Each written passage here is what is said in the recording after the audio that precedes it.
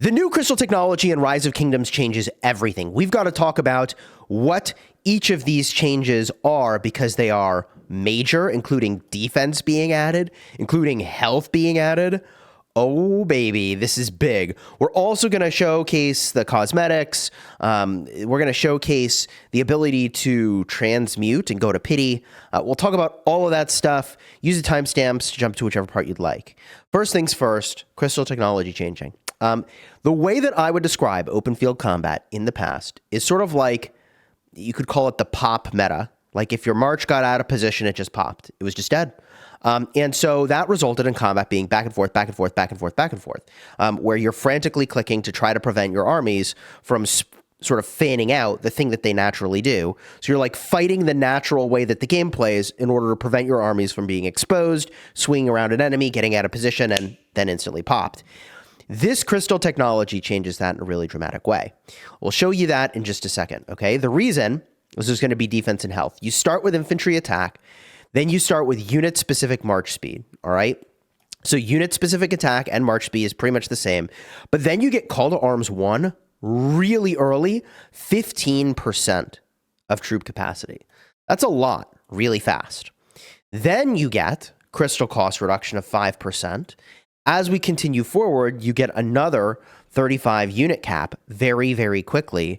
And then you also get crystal cost reduction of another 15% very quickly as well. So this pulls forward the crystal cost reduction, I think, maybe the cost will be the same once you factor in the sort of cost of call to arms, because it's before unit-specific attack level 2. So it also pulls forward rally capacity. This, as I said, changes everything. So it is probably easier to rally forts at the start of a KVK, which means early KVKs are not as defined by the positioning of forts being completely overpowered. I told you this changes everything. This really meaningfully changes a lot. Now, if we get a look here, Cultural Exchange 1 gives 100% more favor. Whoa, that's kind of wild. Where was the equivalent of Cultural Exchange? Where is that at? 100% more favor and 100% more crystals. They combined it.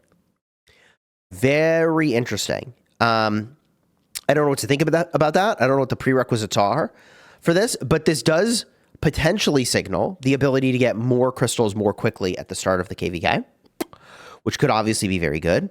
Also, Barbarian Bounties, 25% more crystals earned.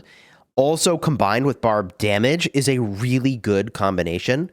I like the way they combine these PvE crystal technologies. I think that, you know, they've broken out the ones that are PvP related and just brought together the ones that are PvE related. Okay, so here's where things get spicy. 7.5% infantry attack, but then 15% infantry defense. Okay, so 15% unit-specific defense is a really big deal. Then we get march speed. Then you get larger camps. Now, I'm not sure that I love larger camps being so far down the tree. The reason that it's nice to have larger camps earlier in the tree is that you used to be able to get a farm to get larger camps and put it next to structures and reinforce through farms.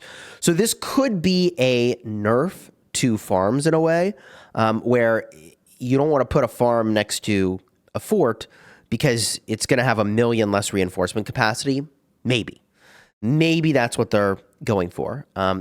Here's where you get Runecraft, and you have to get pretty far down the tree before you start to get healing cost reduction. Now, we don't know how all the prerequisites work in this system, so maybe that is a big deal, maybe it isn't. It's still approximately sort of relative to where you get expanded formations, the 6th March here, in about the same place, okay?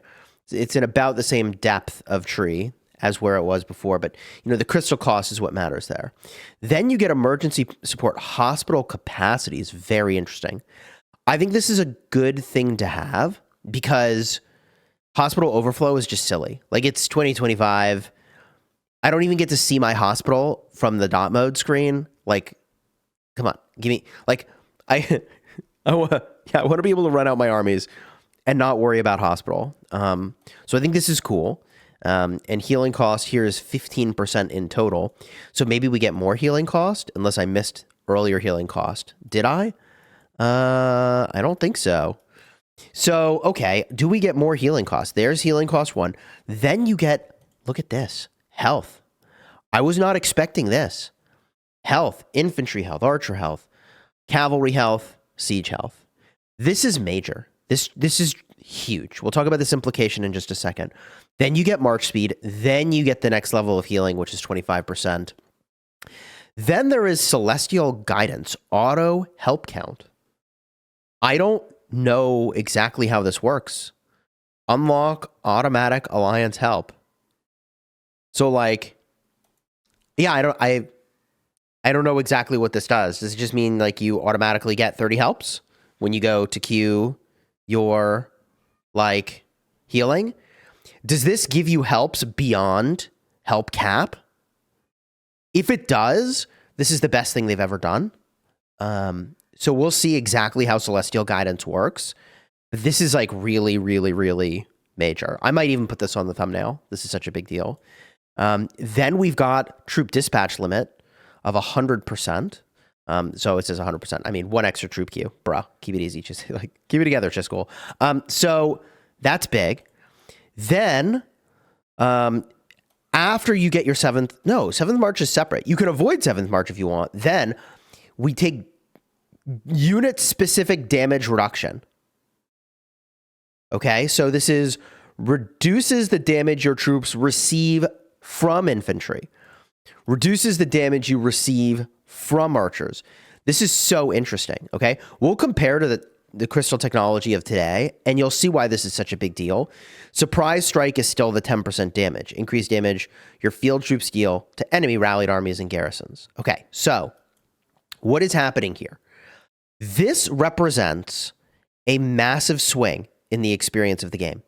Instead of 10% all damage, you have 10% less damage taken, okay? You now have an extra 15% health. You now have an extra 15% defense, and there's less attack. So this means that attack stat is way more valuable than it used to be. That is so interesting. It means health and defense are slightly less valuable than they used to be. Why am I saying that? Well, this is because of the nature of stats in this game. If you're a longtime subscriber to the channel, and I hope that you will smash subscribe, you know that I was the one who proved, or I don't know, the one. I mean, I feel like I was the first one to make videos proving anyways, that you would rather have health over attack and defense over attack. So generally the order is whatever your lowest stat is, and that's because it's just the diminishing returns, right? I did that back in the day when Attila Takeda players were just moving all in on attack, and there was this like intense belief phase where everyone's like, yes, attack is everything. Make the blue item, get attack. Like it was out of control. So I made this video and I did testing to prove the incremental nature of stats and the way that they have diminishing returns. So the more of a stat you have, technically the less valuable each point of gain becomes. I mention all of this because this influences the balance of gear. So for those of you that made like leadership stuff for open field marches, because it has health, that may or may not still be quite as optimal. We are still only talking about 15% health and 15% defense. So it's not like jaw-dropping amounts. But what's important here is that I think there's a net loss of attack and a gain of defense and health, a net loss of damage dealt and a gain of damage taken reduction, which means combat in KVK is going to slow down dramatically, which I think is actually a very good thing. I don't know how that's going to play out for the rally garrison meta, but I can tell you that for open fielding, I don't think that the pop meta was as fun as when you could actually like, you know, like commit to fighting something because you weren't deathly afraid that when your troops swing around that they would instantly poof, right? So I am extremely optimistic for these changes. Now, I did gloss over a couple things here. One is Runecraft, the ability to summon a rune of your choice. This will presumably have a cooldown, so this is definitely cool and convenient that it'll be outside your city, presumably. Does it block teleports? How does this work? Is this the new summon a Lohar to stop an enemy from teleporting somewhere? I don't know. Does this last? How long does this last? What does it say? After researching this, you can do it. Center to summon a rune of your choice near your city. You can summon up to 2 runes per day. How long do they last, though? Hopefully not too long. Otherwise, it's the new like spam lohars to block teleports, right? Rapid retreat unlocks the ability to use gems to instantly return defeated troops to your city. This changes everything. After researching this tech, you can spend gems to quickly return defeated troops to your city. This is major. This is so jaw-dropping. I know how major this is because of Call of Dragons, also made by the same folks who make Rise of Kingdoms. This changes everything. This changes everything in a way that it's hard to actually understand just how jaw-droppingly impactful this is. But, you know, let's say that Wild Lion and Mr. Hope had a 2-minute walk back to their city or a 1-minute walk back to their city, right? Like, they're just going to gem it every time and they're going to be back on the field that much faster. Like, I think that people don't understand how much this changes, but this is especially crazy for fort drops and situations where you've gone really far to do something and have a long trip home. So, whether or not people will enjoy this, I actually can't predict right now. In Call of Dragons, the way that it was implemented was fun, and you could gem to get home and go do other things, because who wants to sit there watching their troops come home? But, yeah, like how many gems am I supposed to spend every KVK on this? I don't know. The option opens up so many strategic possibilities that it deserved the couple minutes we just spent talking about this. And I think people, even after I just explained it this way, people will still not understand how dramatically game-changing Rapid Retreat is going to be. It changes everything. Now, on the topic of changing everything, we did get back, thankfully, a bunch of transmutation crystals. So this was in my system messages. Let's see here. SVIP shop upgrade. We've added new cosmetic items. We'll go check those out. Celestial Tempest, the Star and Storm. We'll go check that out. The lightning effect. But what I want to talk about first is the transmutation crystals. So you got back 1/3 of your transmutation crystals spent, rounded up. So I am glad that I spent all 10, because spending 10 bought me the extra 1 return to me, which is kind of neat. But now, when you spend transmutation crystals, there is a pity cycle. So that is absolutely game-changing. So if I go to this one armament, oh, this is my main account, right? Where is this armament? Gosh, I kind of want to do this. Oh no, this is my restart account. Oh my gosh, my account's just like actually getting insane. I saw the legendary commanders. I was like, oh, I must be on the wrong account. Okay, so on my infantry, it's actually over here. I spent at least 6 transmutation crystals on this thing, at least, and couldn't get better than this 3.2 health. So now you're guaranteed to receive an attribute for the same unit as one of your locked attributes every 10 that you've done. And I had done 8 before the reset where this showed up, and now I'm getting the guaranteed just in 2 hits here, which is really cool. So after 10, you're guaranteed to receive an attribute for the same unit type as your locked attribute.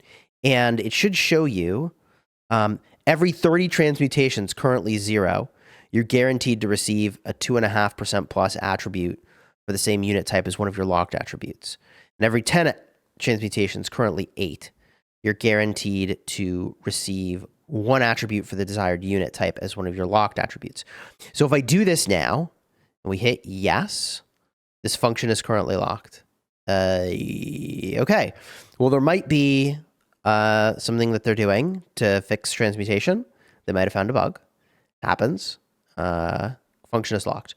I'll have to try it another time. But I am very hyped for this, because it means that your bad luck can only be so bad. And, you know, I had done, like I said, over 60 attempts to get 2 infantry stats. In the new view of the world, I would be guaranteed to have 2.5% plus in both of those slots, here and here. Because after each 30 transmutes, you get guaranteed a 2.5 plus. Every 10, you're guaranteed something that matches one of your locked stats. So because I have infantry locked, it would give me infantry over here. I don't know what happens if you lock all damage. I've been wondering about that.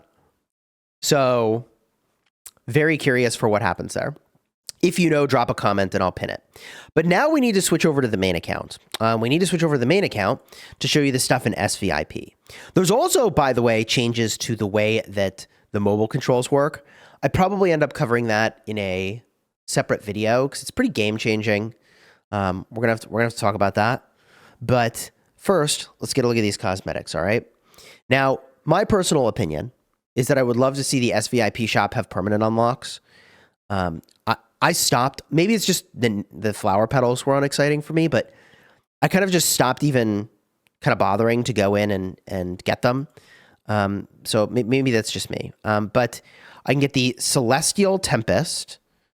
So that's what this looks like, I guess, on the rally screen. So let's get that. Then I can get the 30-day Celestial Tempest. Wait, is this? Oh, is this the same thing? Whoops. Well, I'll just buy them both, I guess. Yeah. Okay. Color me confused. Wait, and then this Star and Storm is the profile view. Okay, let's just do the 30-day version of that, cheesy. What am I unlocking? Bro does not even know what he's unlocking. Endless War is the profile theme. What is this? This is the war interface. This is the profile theme. So I have a profile theme. I have a war interface. Now I want Ride the Lightning. So we'll grab this guy for 30 days. Okay, and now let's go apply some of this stuff. Yeah, see, I don't even have anything applied. I don't know. Okay, so available. Ooh, Star and Storm. Use. Okay. And then I've got that one, but I could go to this one. Ooh. Okay, let's just use the 30-day one. Okay, cool. So there's Star and Storm. Ooh. I do think it's cool, though, actually. Kind of a cool look. I like the tree. It's very ominous. I like it. Now, this lightning effect. Whoa. It's like waves and lightning, which is kind of wild. Okay. So we apply. Let's ride the lightning. Okay. Cool. And if I run my armies out, what's it look like? Let's do it. Whoa. Okay. There it is.